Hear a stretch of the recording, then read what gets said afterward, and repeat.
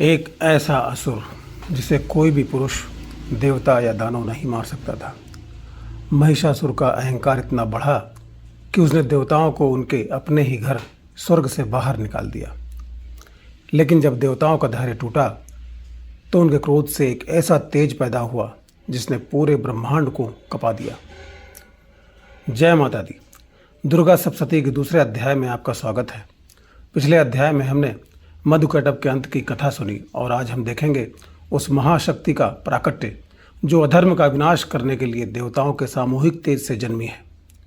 मेधा ऋषि राजसुरथ को बताते हैं कि कैसे महिषासुर ने इंद्र, अग्नि, वायु और वरुण के अधिकार को छीन लिए। निराश देवता जब महादेव और भगवान विष्णु के शरण में पहुंचे तो त्रिदेवों के क्रोध से जो अग्निपुंज निकला वही माँ दुर्गा के रूप में साकार हुआ। आज के इस पाठ में हम जानेंगे कि किस देवता ने माँ को कौन सा शस्त्र दिया और कैसे देवी की एक हुंकार ने महिषासुर की सेना में हाहाकार मचा दिया। चलिए शुरू करते हैं द्वितीय अध्याय का दिव्य पाठ। ओम। मध्यम चरित्र के विष्णु ऋषि, महालक्ष्मी देवता, उष्णिक छंद, शाकंभरी शक्ति, दुर्गा बीज, वायु तत्व और यजुर्वेद स्वरूप है। श्री महालक्ष्मी की प्रसन्नता के लिए मध्यम चरित्र के पाठ में इसका विनियोग है। मैं कमल के आसन पर बैठी हुई प्रसन्न मुख वाली महिषासुर मर्दिनी भगवती महालक्ष्मी का भजन करता हूँ, जो अपने हाथों में अक्षमाला, फरसा, गदा, बाण, वज्र, पद्म, धनुष, कुंडिका, दंड, शक्ति, खड्ग, ढाल, शंख, घंटा, मधुपात्र, शूल, पाश और चक्र धारण करती है। ऋषि कहते हैं, पूर्व काल में देवताओं और असुरों में पूरे 100 वर्षों तक घोर संग्राम हुआ। उसमें असुरों का स्वामी महिषासुर था और देवताओं के नायक इंद्र थे। उस युद्ध में देवताओं की सेना महाबली असुरों से परास्त हो गई। संपूर्ण देवताओं को जीतकर महिषासुर इंद्र बन बैठा। तब पराजित देवता प्रजापति ब्रह्मा जी को आगे करके उस स्थान पर गए जहाँ भगवान शंकर और विष्णु विराजमान थे। देवताओं ने महिषासुर के पराक्रम तथा अपनी पराजय का यथावत वृत्तांत उन दोनों देवेश्वरों से विस्तारपूर्वक कह सुनाया।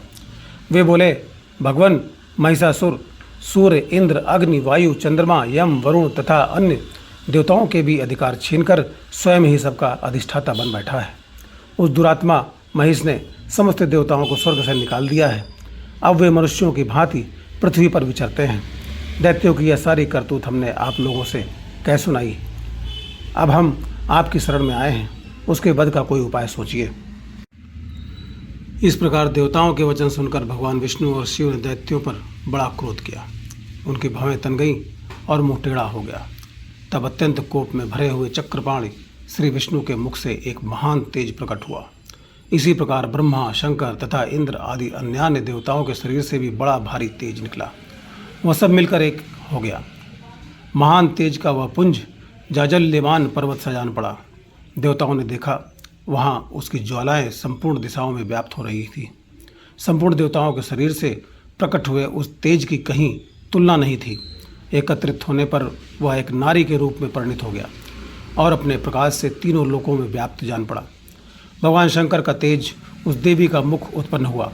यम के तेज से केश, विष्णु के तेज से भुजाएं, सूर्य के तेज से स्तन, इंद्र के तेज से कमर, ब्रह्मा के तेज से चरण, वरुण के तेज से जंघाएं, पृथ्वी के तेज से नितंब, अग्नि के तेज से नेत्र, वायु के तेज से नासिका, कुबेर के तेज से दांत, प्रजापति के तेज से दांतों की जड़ें। इस प्रकार समस्त देवताओं के तेज से वह देवी उत्पन्न हुई। उनका रूप देखकर देवता हर्षित हो गए। तब भगवान शंकर ने अपने त्रिशूल से एक त्रिशूल निकालकर देवी को दिया। विष्णु ने अपने चक्र से चक्र देकर देवी को दिया। वरुण ने शंख, अग्नि ने शक्ति, वायु ने धनुष और बाण, इंद्र ने वज्र और घंटा, यम ने दंड, प्रजापति ने अक्षमाला, सूर्य ने अपनी किरणें, काल ने तलवार और ढाल, समुद्र ने हार और कमल, विश्वकर्मा ने कौस्तुभ मणि, हिमालय ने सिंह और रत्न। इस प्रकार समस्त देवताओं ने देवी को आयुध और आभूषण दिए। तब देवी ने सिंह की सवारी की और ऊंची गर्जना की। उस ध्वनि से तीनों लोग गूंज उठे। असुरों ने उस ध्वनि को सुनकर क्रोध किया और देवी से युद्ध करने लगे। महिषासुर ने अपनी सेना को भेजा। सेना में करोड़ों रथ, हाथी, घोड़े और पैदल थे। देवी ने अपने हुंकार से असुरों की सेना को भयभीत कर दिया। फिर देवी ने असुरों पर बाणों की वर्षा की और बहुत से असुरों का वध किया।